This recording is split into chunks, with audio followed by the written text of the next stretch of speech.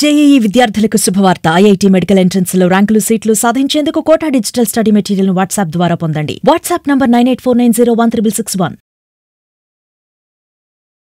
ఈరోజు రేపటి రోజున వైఎస్ఆర్ కాంగ్రెస్ పార్టీ ఫీజు పోర్ అని చెప్పి ఒక కార్యక్రమం తీసుకుంటా ఉంది. ఈ కార్యక్రమం చేయాల్సింది ఎక్కడ తెలుసా? వైఎస్ఆర్ కాంగ్రెస్ పార్టీ నాయకులు జగన్మోహన్ రెడ్డి ఇంటి ముందు చేయాలి. ఎందుకంటే గతంలో వైఎస్ఆర్ కాంగ్రెస్ పార్టీ అధికారంలో ఉన్నప్పుడు 4271 కోట్ల రూపాయలు ఫీజు రియంబర్స్మెంట్ను పెండింగ్ పెట్టినందుకు ఈ యొక్క వైఎస్ఆర్ కాంగ్రెస్ పార్టీ నాయకులు జగన్మోహన్ రెడ్డి ఇంటి ముందు ధర్నా చేయాల్సిన అవసరం ఉంది. తెలుగుదేశం ప్రభుత్వం కూటమి ప్రభుత్వం ఏర్పడి 9 నెలలు మాత్రమే. 7 నెలల్లోనే దాదాపు 788 కోట్ల రూపాయలు ఫీజు రియంబర్స్మెంట్ ను కాలేజ్ అకౌంట్లో వేసిన ఘనత నారా లోకేష్ బాబు గారిది. మీరు ఎందుకు ఫీజు రియంబర్స్మెంట్ కోసం ఫీజు పోర్ చేస్తున్నారో అర్థం కాని పరిస్థితి.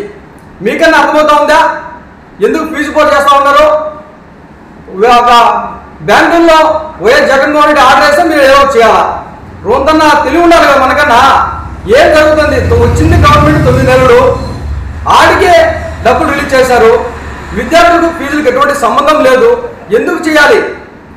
గతంలో స్వార్థానికి ఈ యొక్క జగన్మోహన్ రెడ్డి తల్లుల అకౌంట్లో వేస్తానని చెప్పి సరిగా డబ్బులు వేయక విద్యార్థులను అనేక రకాలుగా కాలేజ్ యాజమాన్యాలు ఏడిపించారు.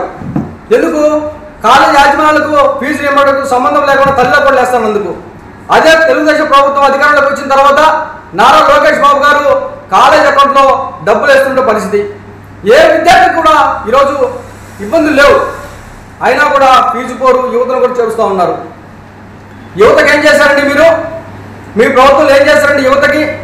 ఏం చెప్పారు జగన్మోహన్ రెడ్డి? 2,30,000 ఉద్యోగాలను నోటిఫికేషన్ ఇస్తాను ఒకేసారి, అట్లాగే ప్రతి సంవత్సరం నూతన జాబ్ క్యాలెండర్ రిలీజ్ చేస్తానని చెప్పి ఒక జాబ్ అన్న ఇచ్చావా? జాబ్ ఇవ్వకపోగా విద్యార్థులను యువతను రెచ్చగొట్టే కార్యక్రమం ఇప్పుడు చేస్తూ ఉన్నారు. మీరు రెచ్చగొడితే రెచ్చిపోతారా? ఆంధ్ర రాష్ట్రంలో విద్యార్థులు యువకులు అంతా అక్షరాస్యత ఉన్నారనుకుంటున్నారా మీరు? మిమ్మల్ని ఎదురు తిరుగుతారు. ఇప్పటికే దాదాపు 3 మార్లు ఈ ఫీజు పోర్ కార్యక్రమాన్ని వాయిదా వేశారు. ఎవరు ఎక్కడ స్పందన లేక.